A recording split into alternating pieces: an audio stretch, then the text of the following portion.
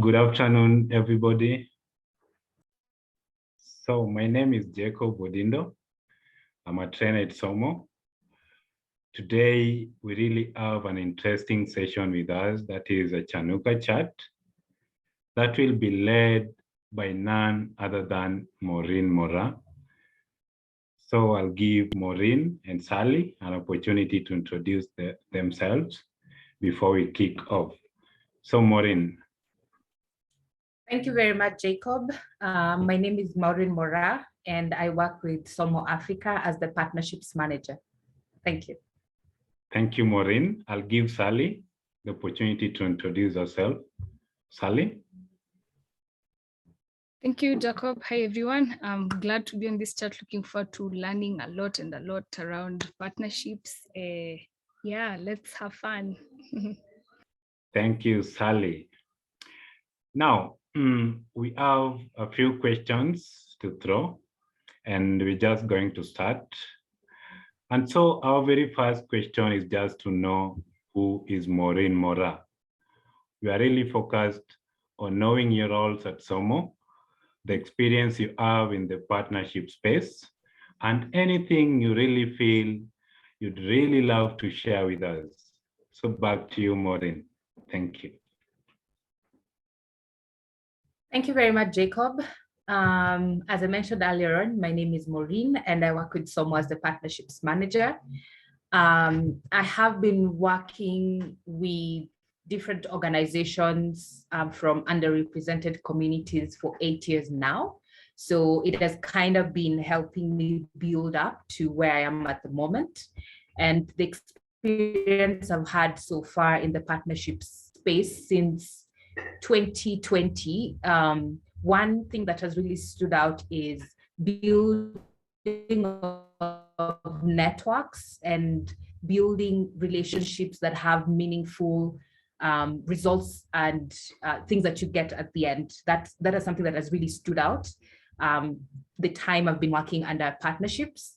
And I believe as we continue with this conversation, I'll be able to share a lot more in terms of what I've been doing, any tips and advice I'd be having for anyone getting into this space. But one thing that can stand out as well is no matter what you're doing, no matter the space you're in, you will always need to create relationships that can help you meet a particular goal that you set and that you have in place. Yeah. Wow. Thank you for such an insightful introduction on who Maureen Mora is. On to our next question. Now, who is a business partner? Who is a business partner, according to you as an expert in the partnership space? Thank you, back to you. A business partner, or just generally a partner, this can be described as either an entity or an individual with whom you have either have a working type of relationship whereby they either meet a particular goal that you have or you meet a particular goal or need that they have. So with that said, what I'm just trying to explain is when you get into a relationship with somebody else in terms of a business, it's either triggered by either you wanting to achieve something, but you don't have that particular expertise from within, or that particular resource or material from within. So the only next natural best way is for you to create a relationship with somebody who can be able to provide you with what you don't have. Another way to look at it similarly under the business context would be a partner can be someone you get into a mutual relationship so that both of you are able to meet your goals when it comes to scaling, because every business would want to scale. Every business is thinking about sustainability. So the names themselves tell you cannot be able to do that by yourself. So entering into a mutual beneficial relationship will help you meet that particular milestone that you have in place. Yeah. Wow. Thank you so much for that, Maureen. Now, we've talked about partnership. And now there are a lot of entrepreneurs who are up and down looking for tips to check on when investing on partnerships. Now, the question is, what tips would you give to entrepreneurs looking for partnerships? What tips would you give to entrepreneurs looking for partnerships? Thank you. Back to you. I think the first tip would be around the type of attitude and mindset you have for you to be able to want to secure any partner. If you don't have the right, and when I say the right attitude and a growth mindset, what I mean is you being aware and awake to the fact that as a business person, there is a whole value chain, right from the designing stage of your business or your product or your service to when that product or service is reaching a customer who's buying from you. So in between there, you want to think of what can I be able to do to either maybe reduce a particular cost so that I'm able to produce more or improve on the quality and the quantity of a particular product. So if you have a mindset that is thinking towards that, that's the first step for you to think of securing partnerships. So that would be the first tip that I would give any entrepreneur looking to grow themselves and grow their business as well as their communities.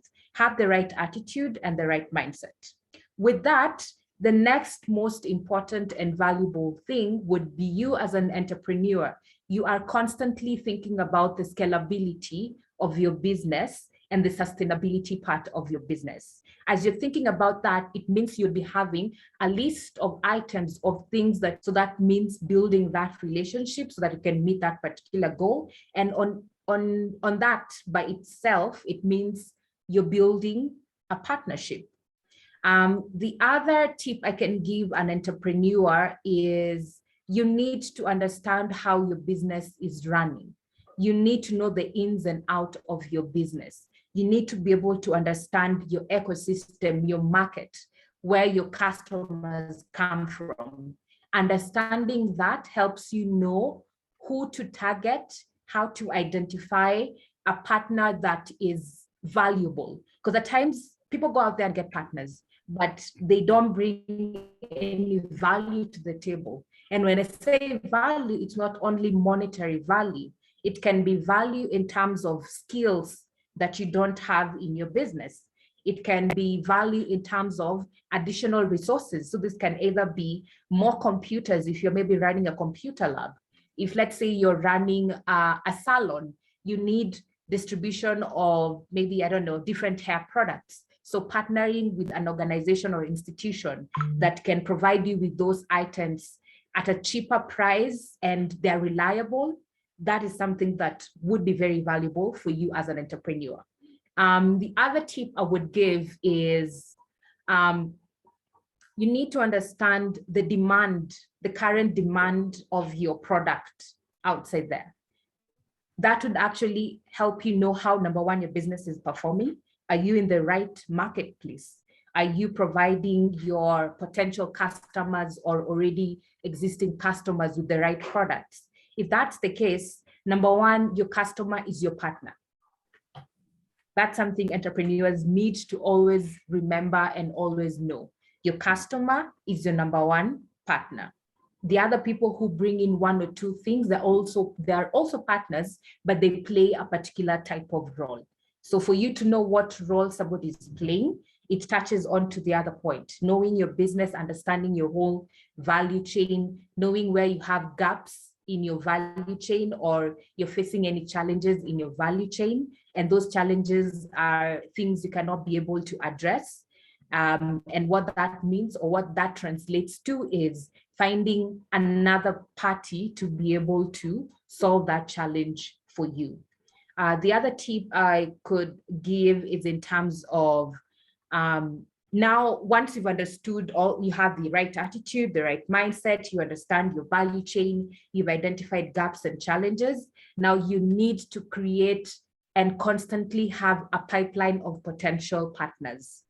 Always keep a list of people you potentially believe can be able to do something with you or for you. So those are very different, separate things. When you do something with someone, there is a particular agreement, and mostly that's how most of the partnerships that at least I have been doing are in line with that.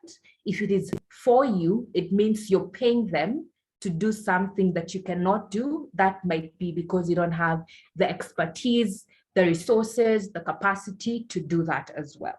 So having that pipeline of potential partners is very important.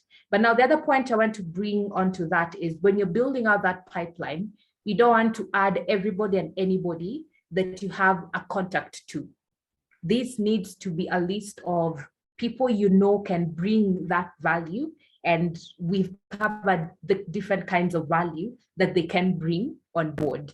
If you're running, let's say you're running, let me think of a good idea. You're running a restaurant in this case.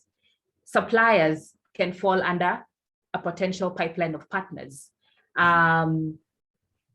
Waiters, if you need to hire waiters who have been trained so that their level of customer service is high.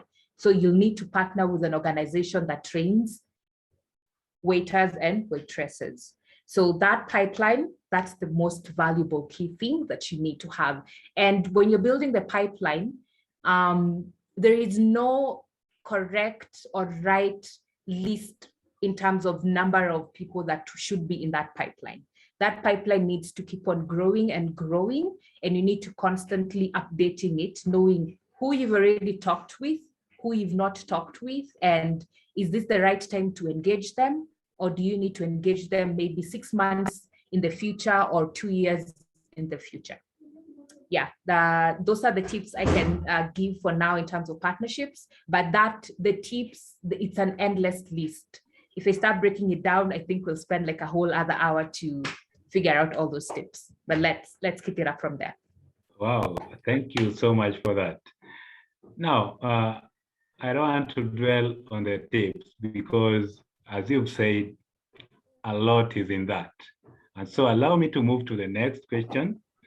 And our next question is much interesting. So we are so much interested to know about the benefits of partnerships. What benefits would one accrue from having a viable partnership? Back to you, Maureen. Thank you. Thank you very much, Jacob. So coming into the benefits, the first thing would be the benefits would be tied to the nature and type of partnership that you have with a particular entity or individual. Depending on the agreement you had for you to get into this partnership, there would be various types of benefits.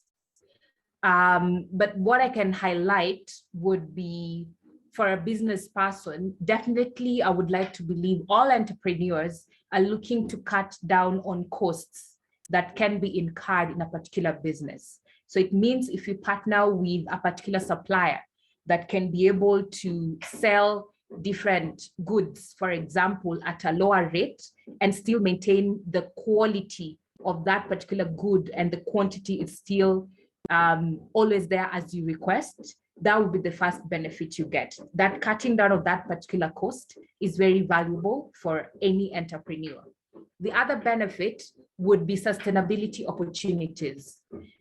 The first day you started your business, I would like to believe you had a particular dream, even if it wasn't very real to you at that particular point, but you had a dream of one day you would want to run maybe a franchise. So having different shops in different cities, for example, that would tie with also the scaling aspect. So if you're thinking about scaling, you're thinking about how shop A can sustain itself so that shop B can be built up, create employment and everything else. So the benefit for partnerships enables you as an entrepreneur to think about sustainability, think about scaling, which in turn means you're able to create more jobs, you're able to impact economic opportunities for people in that community. The other benefit I can provide is, I was once told with my mentor that your network is your net worth, which is very true. When you're building out that pipeline, that's your network. When you're building out that network, you will be able to know when to tap into that network. You don't want to reach out to everybody in that particular database asking for something and you're not certain whatever you're asking for, is it something that would run your business for the next 8 months, or after the next 3 months, they're no longer valuable. If you find that's the case, you need to be very careful when you're selecting that. Because when you're engaging a partner, time is going to be spent to build that relationship. Money is going to be spent to build that relationship. Because if you invite a potential partner out for lunch, for example, you're spending money that you don't yet know if it's going to come back in. The other piece would be, apart from just the time, the money, you're also losing out on other people you will be potentially talking to. So you need to be able to know how to gauge that as well, so that you're able to attract the right people or the right organizations or the right suppliers. And with that, you'll be able to get the right value. So if you do that, those would be the current benefits that can be able to share. And those benefits cut across any type of partnership or the nature of that partnership. But if we go into specifics, if it's a partnership for provision of computers to a computer lab, then the benefit will be you will have an already established computer lab. What remains is for you to actually find people to use that lab and think of an income generating activity through that lab. If it's a partnership where you're being paid to do something, then the benefit there would be the money you're making out of that particular partnership. Yeah. Wow. You know, I've been smiling all along. Yeah. I hope I'm saying the right things. I've been smiling all along. That was so insightful.